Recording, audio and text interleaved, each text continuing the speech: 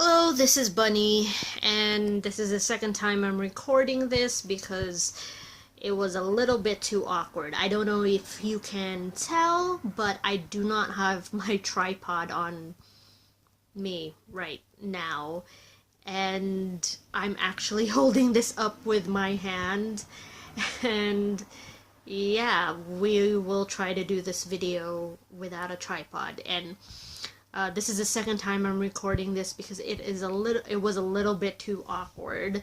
Um, it was a little too close to my chin, I think, and I'm really self-conscious about my chin. I don't like it very much. Um, anyway, uh, today I will be talking about Senpai's video, as usual, mental health. Yes. Oh crap! And I know that my face is being magnified 1,000 times on your computer screen. My head is not as big as it seems. I promise you that in real life. Okay, so that a little bit of low self-esteem. Nice way to start a video. Exposing my low self-esteem. I want to talk a little bit about my anxiety and how I feel stuck or frozen. I would compare it to having the pause button, but you're aware that your actions and thoughts are paused. My thoughts are not paused. My thoughts are going everywhere, but my actions are paused. So I could just literally be sitting in front of my computer not doing anything, and it really sucks because like today wasn't productive and I felt extremely guilty about that. I mean, I did do some things like ink my day 12 in Inktober.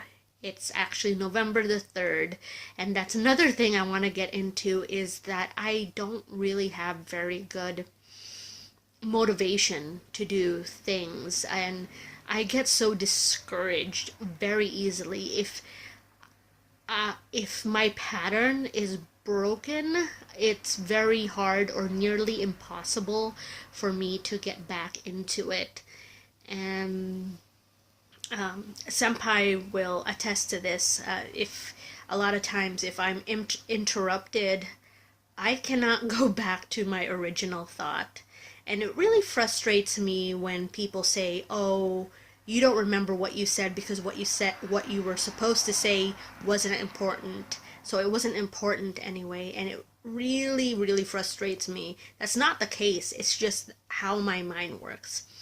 I can't multitask, and I feel like I need a consultant, like an organizational consultant who can see my thoughts, list down my thoughts, and like tell me, like force me to do them. Because otherwise, I just like spend the day, I don't know, looking at YouTube videos and distracting myself. And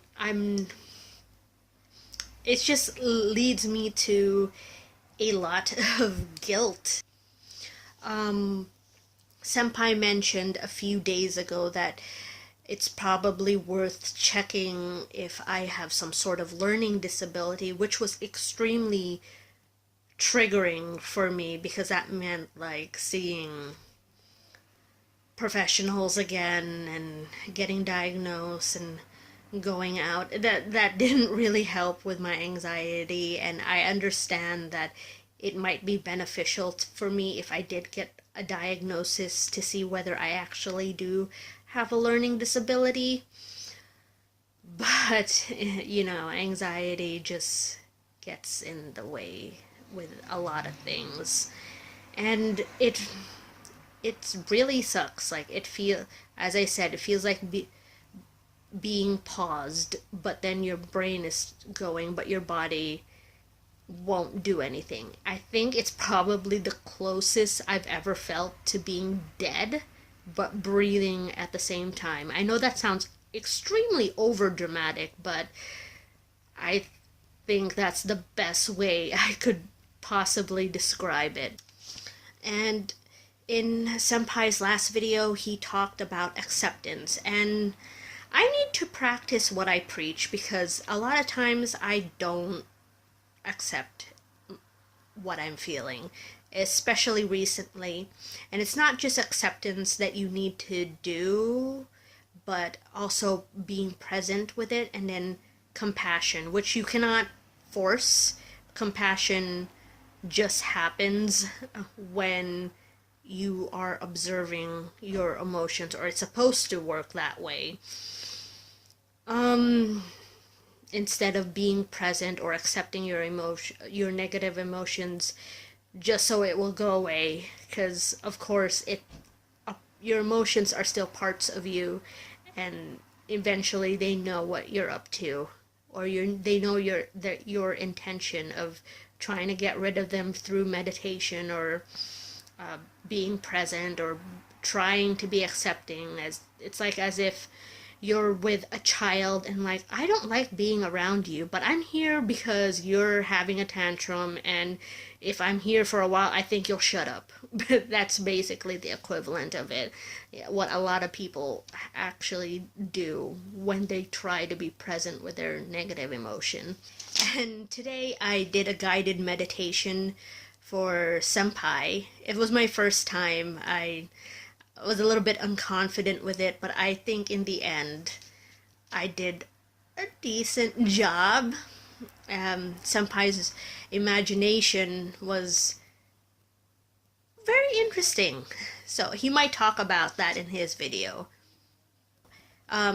While watching Senpai's video, I realized something. Well, I didn't realize something. It's something that's been on my mind that I've wanted to bring up for a while now. And that is this whole concept of we are warriors. We have to fight. We have to defeat our depression. And I feel like that's making an enemy of yourself, and making an enemy of yourself causes more despair, which leads to suicidal thoughts. So in the end, this whole we gotta defeat our illness, we gotta fight, we gotta be warriors against it, is more counterproductive than beneficial. And I'm not saying not to do anything. Again, it's about acceptance and presence and medical care, of course.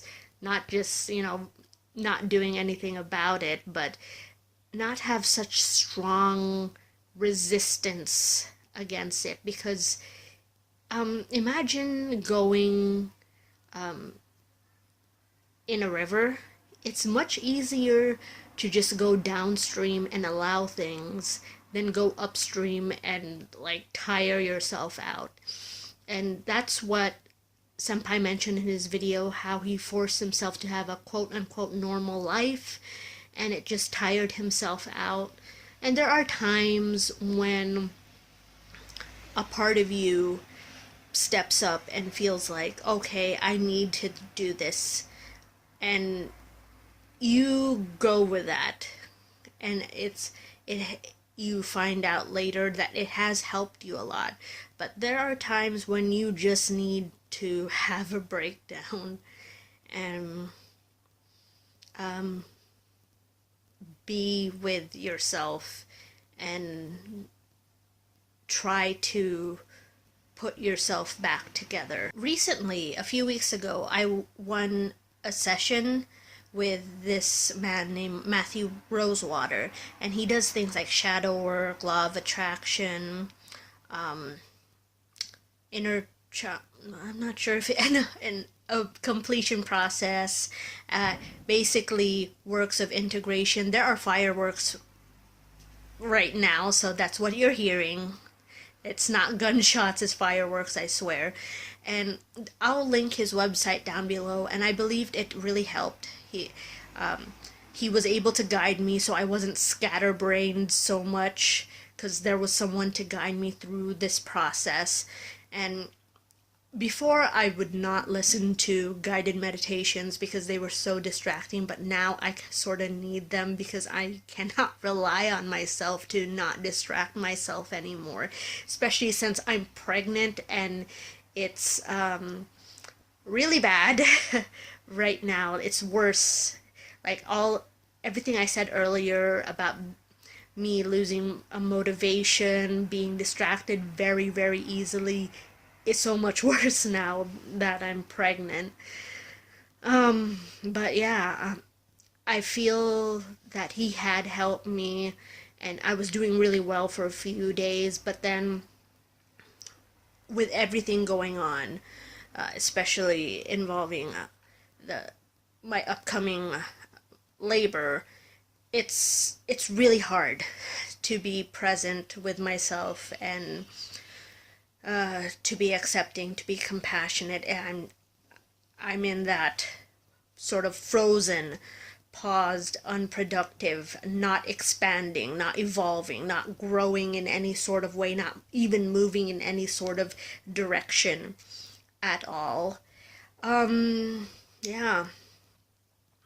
Sorry, this is so shaky. I'm holding it up with my hand. If you want to work with him, which I highly recommend, the link to his website is down below. I would really suggest it. He has a free 30-minute consultation thing, so if you can see if you gel well with him or not. But yeah. I just need to work on a lot of things at the moment and not, I guess, overthink so much. There's not much I want to say at this moment. And I've been Bunny. Thank you so much for watching this shaky cam with my gigantic, enormous face. See you next time. Bye.